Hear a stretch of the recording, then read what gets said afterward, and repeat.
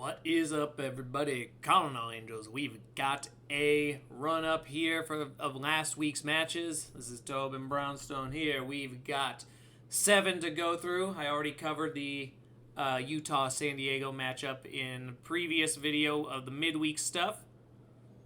So let's talk, there we go, about what we had this past week. First, let's start with the very, very sloppy game between the teams at the end of the playoff picture right now. Kansas City and Seattle both duking it out. Ends in a 1-1 draw. Two kind of sloppy moments in terms of goals.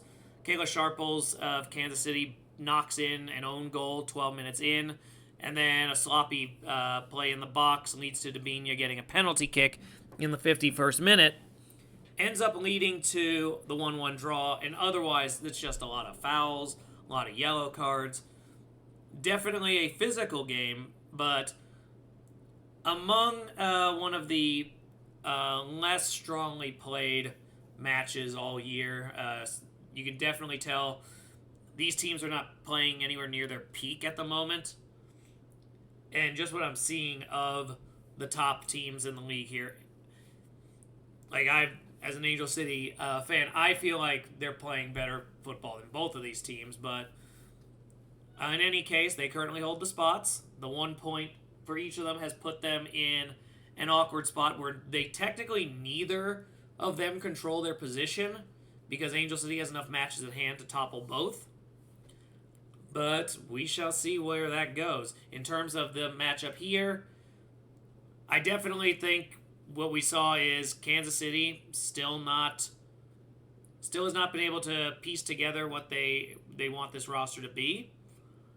Definitely some holes that need to be worked out. And Seattle continues to have major issues with consistency. That's where I'm looking right now, and time will tell which one, if any, or both, make it in.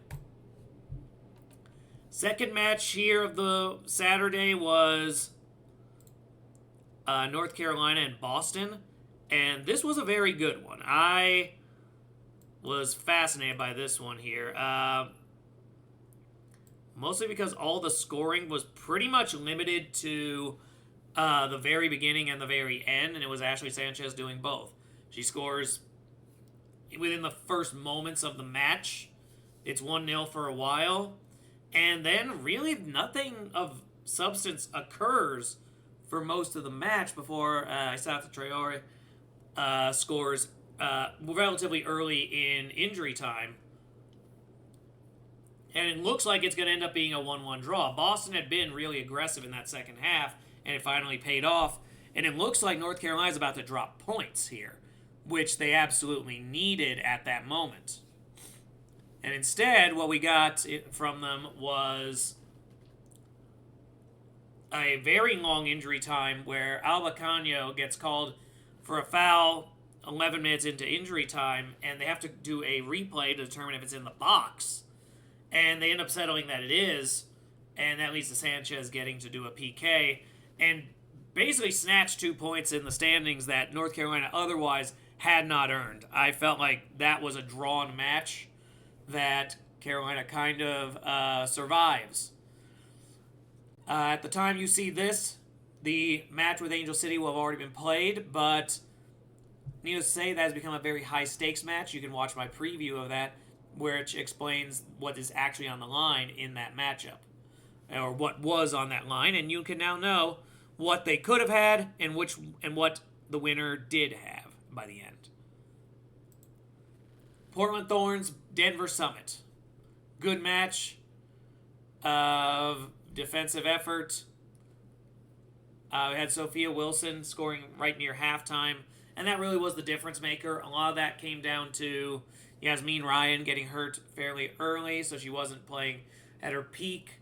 And she's usually the one who sets up Janine Sonis. Sonis couldn't get a real opportunity going, and it ends up costing Denver on this clean sheet against them. That holds them back, keeps them down in the standings, while Portland continues to press forward.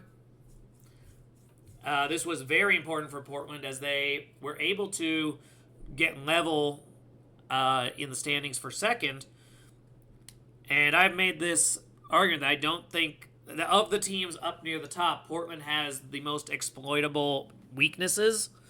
And because of that, I look to them as a team who needs to be operating from ahead and get a higher seed so they at least have that home field advantage. And they may well earn it if Washington continues to falter. We'll get to that in a moment. Moving into the Sunday matches, Chicago Stars going as Racing Louisville. Once again, another solid effort from both teams sitting near the bottom, but Chicago gets their revenge, picks up the victory on Louisville this time. Mallory Swanson, a major player in the first couple goals, getting the assist for Jamise Joseph, and then scoring on her own about a half hour later into the match. Julia Grosso breaks the tie that McKenna Morris had originally set. Oh, and Taylor Flint getting the other goal from Louisville as well. But this one I didn't want to talk too much on just because what we're looking at is teams who are fighting to avoid either the bottom or the bottom quarter. Ironically, though, because of the way the points are setting up, really, Louisville's not completely out of it. It's just I don't really see a path for them. That's been the issue at hand, and this loss definitely reestablished that. I don't think they have that run in them this year. I don't think it's there. Orlando, 3 very necessary points as they were falling into that back of the standings. I can't believe they got it off of Washington. This genuinely shocked me as a result. What we're looking at here is a Washington team that is basically free falling into a collapse. This team went from being at the top of the standings to now very significantly behind Gotham for second, now sitting in second, and Portland has leveled you for second. You've got 2, potentially as many as 3 teams after tonight being a single point behind you. This has turned into a high-pressure situation for Washington as they've not been able to make fixes. I don't know why that says Bonsa. There we go. I fixed it. Barbara Banda, again, really important efforts from her, being the centerpiece of the offense, gets a huge assist for Haley McCutcheon, who scores in the 4th minute, and that ends up holding for the whole match. Banda being unable to score has put her behind on the Golden Boot standings. Ashley Sanchez has surpassed her, but she remains a centerpiece, and that will definitely keep her a contender as we continue forward. Just the bigger thing right now is, what is Washington's deal? Are they going to play their way out of a high seed after working so hard to get up there? Their match coming up this upcoming week, you would think would be a moment where they would be able to start piecing together some things. They don't have a difficult opponent. They are hosting Bay FC, but as we're looking at as these matches go, anyone can really pull something off. And Bay FC is not a slouch, as evidenced by this match here, where after nearly a full 90 minutes of no scoring, Bay FC gets a breakthrough and scores with Cristiana Girelli, who puts up a big goal, puts them at the win, and kind of derails the Houston Dash momentum that was building. Re-separates them from the race for the playoff spots. They'll have to play their way back in, but they've played quite a few. They don't have the matches in hand that other teams do. So, in terms of Houston, this probably sets them back into that lower tier. Bay FC is hell-bent on trying to get themselves up a little higher, finishing strong after what had been a rough go of it in the beginning. And yeah, nice matchup. Good effort from both teams, but Bay, very good at work at home. And then last week we got Angel City FC and Gotham. I already did a full recap of this, but for those who need to see it, what we had here was a 0-0 draw. There was a handball in the box at one point where Angelina Anderson has to make a huge save against the Gotham shot. And it ends up being a saving grace. In spite of Gotham controlling the possession, they weren't able to get that big an advantage in shots on target. Didn't have a shot advantage or a corner kick advantage at all. So Angel City more than held their own at home, and the 1 point for each is extremely beneficial for both. For Angel City, keeps them on the inside track for the top 8. For Gotham, it puts them 7 points clear in the standings.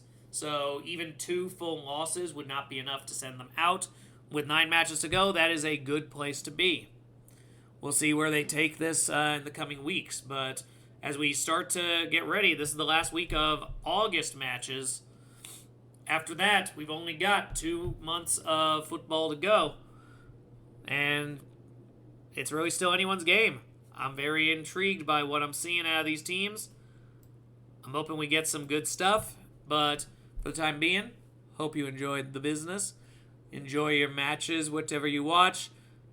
Watch Angel City for me. I just was looking at the channels and came to a horrible discovery that they are on the CBS Sports channel that I don't have. So, my live got derailed. I'm going to have to look for that now. I do not like having that channel in the rotation. That needs to get negotiated out. Anyway, enjoy your matches. Watch Angel City for me. Go Angels.